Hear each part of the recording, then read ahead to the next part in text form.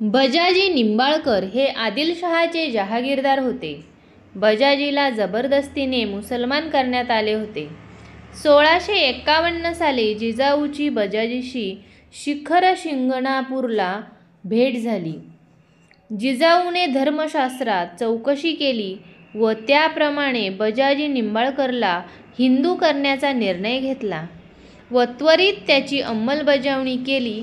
तसेच आपली नात बजाजीच्या मुलाला देऊ केली. धर्मसहिष्णुतेचे सामाजिक कार्य जिजाऊने अशा प्रकारे केले. निंबाळकरांना शुद्ध करून वेदमूर्ती गोपाळ भट्टांकडून मंत्रोपदेशही दिला. जिजाऊने शिवबांना धर्मसहिष्णुतेचा आणि समाज सुधारणेचा मार्ग दाखविला, जो शिवबाने पुढे नेताजी पालकरला हिंदू धर्मात घेऊन सिद्ध केला. शिवबाची आपल्या आईवर नितांत भक्ती होती. ते कधीच तिच्या मनाविरुद्ध वागले नाहीत. ती सांगेल तसेच ते वागले. त्यांच्या पराक्रमात तिच्याच शुभेच्छा सदैव पाठीशी असत. मातेच्या सल्ल्याविना त्यांनी कोणतेच धाडसी काम केले नाही. अगदी बारीक सारीक भांडण असले तरी ते आपल्या जिजामातेकडून सल्ला घेत असत. जेजुरीच्या खंडोबाच्या मंदिरातील गुरवांमधील तंटा असो, नाहीतर युद्धाचा प्रसंग असो, दरवेळी आपल्या मातेशी सल्लामसलत करून ते निवाडा करत. जिजामाता ही त्यांची उत्तम सल्लागार होती. इसवी सन 1655 साली जिजाऊंवर मोठी आपत्ती कोसळली. तिच्या थोरल्या पुत्राचे संभाजीचे निधन झाले.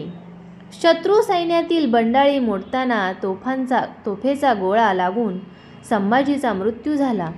जिजाबाई शोकाकुल झाली. संभाजीचे वय 30 वर्षांचे होते. सोबत अफजलखानासारखा बडा सरदार असतानाही संभाजीचा असा मृत्यू व्हावा, याचेच जिजाबाईला खूप आश्चर्य वाटत होते.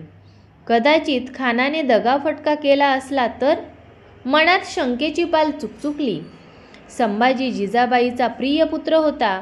त्या दिवसापासून जिजाऊच्या मनात अफजलखानाविषयी खूप तिटकारा व संशयाची अढी बसली. याचा काटा कधीतरी काढलाच पाहिजे, तिचे मन सारखे म्हणत होते. शिवबाची स्वराज्य स्थापनेची वाटचाल गुपचूप चालू होती. विजापूर दरबारात सारेच हवालदिल झाले होते. शेवटी शिवबाचा पराभव करण्याचा अफजलखानाने विडा उचलला.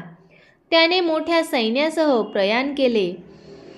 दक्षिणेकडे येताना वाटेतील मंदिरे फोडत, सुवर्णमूर्ती लुटत, खंडणी गोळा करीत निघालेल्या अफजलखानाने अगदी पंढरीच्या विठोबाचे मंदिर आणि तुळजापूरच्या भवानी मातेचे मंदिरही सोडले नाही, बेचिराग केले.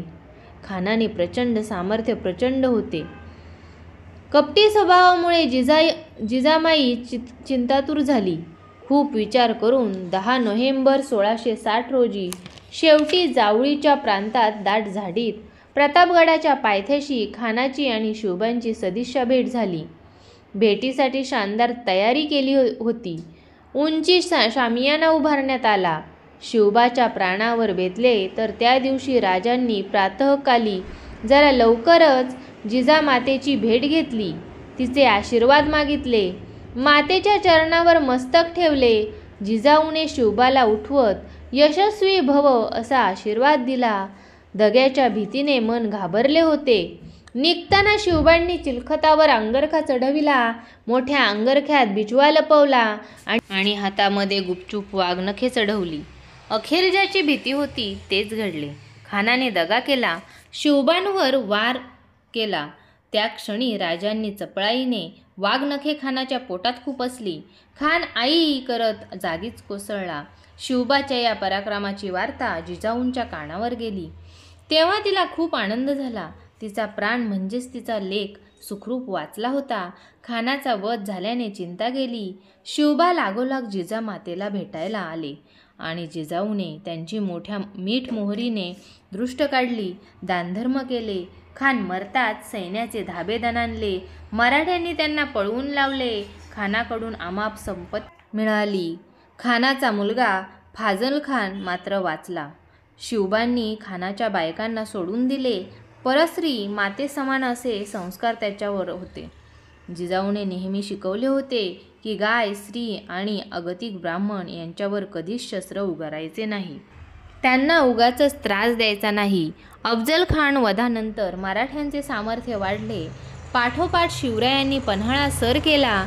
पुढे पन्हाळा मिळवण्यासाठी सिद्दी जोहरला पाठवण्यात आले. त्याने 1660 साली 2 मार्चला पन्हाळ्याला मोठा वेढा दिला आणि शिवाजीराजे पन्हाळ्यात अडकून पडले. आता काय, कसे बाहेर पडायचे हा मोठा प्रश्न पडला.